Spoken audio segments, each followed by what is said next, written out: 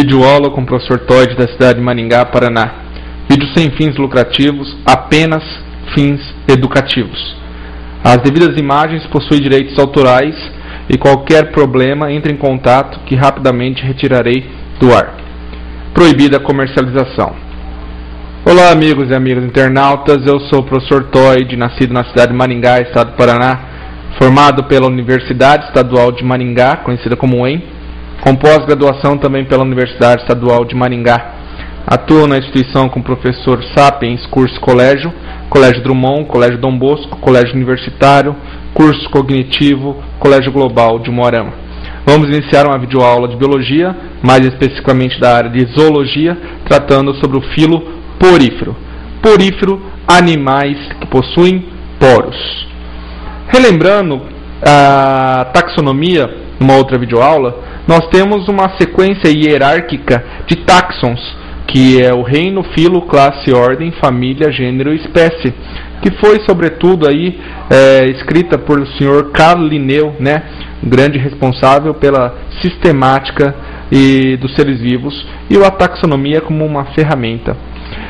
Dentre os filos do reino animal, ou reino metazoa, que são animais que têm corpos pluricelulares, heterótrofos, eucariontes, nós temos o filo porífera, o filo quinidária, o filo plateuminto, o filo nemateuminto, o filo anélida, o filo artrópoda, o filo molusca, o filo equinodermata e o filo cordata. Nós vamos hoje abordar o filo porífera, animais que possuem poros, também chamado de espongiários. Características gerais do filo porífera.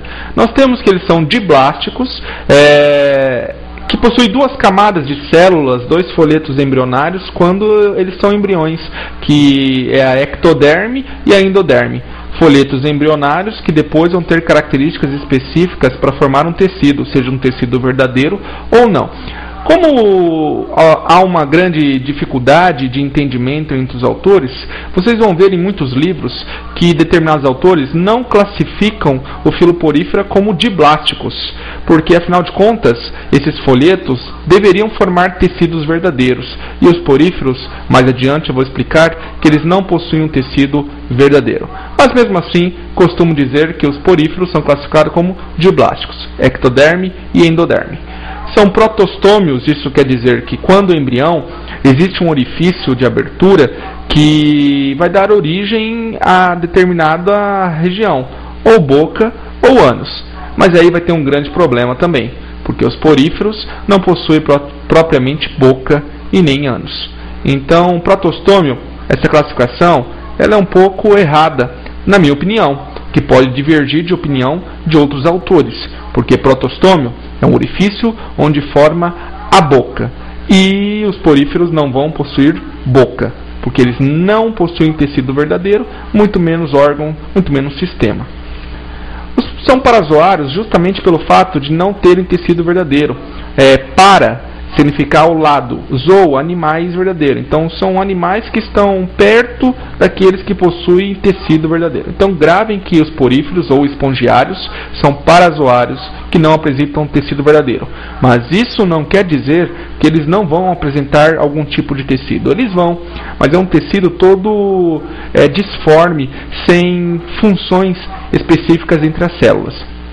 São aneuromiários, justamente pelo fato de não ter tecido verdadeiro, não conseguem formar sistema neural e não conseguem formar músculos. Por isso que eles são aneuromiários.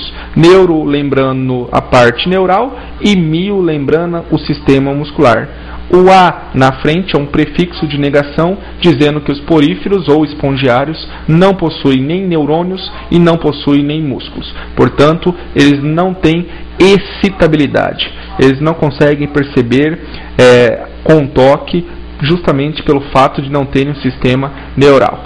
São acelomados, e aqui um outro grande problema entre os autores, porque para ter celoma precisa de mesoderme, e eles não têm nem mesoderme, então não poderíamos classificar eles como acelomados, porque eles não têm mesoderme, que não vão formar celoma.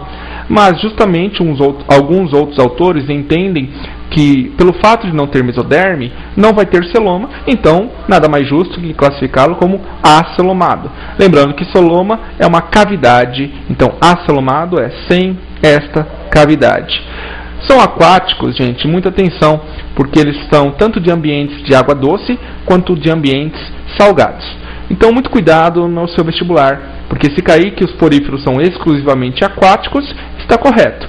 Se cair que os poríferos são exclusivamente de água doce, está errado. E se cair que os poríferos são exclusivamente de água salgada, também está errado, porque eles habitam tanto o ambiente de água doce como de água salgada.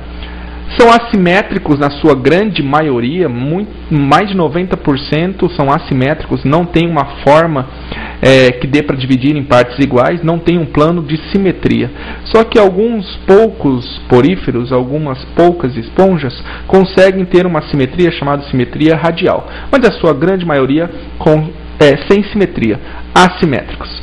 São filtradores, tá? Por isso que não são cheios de poros, por onde a água vai entrar e vai ter uma célula, que é a célula principal dos poríferos, chamado coanócito, responsável pela digestão intracelular.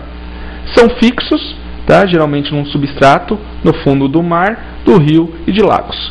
De preferência que eles fiquem em ambientes que têm alto fluxo de água para levar nutrientes e gases como o oxigênio. Sou o professor Toide, qualquer dúvida escreva para professortoide@bol.com.br e visite meu blog www.professortoide.blogspot.com.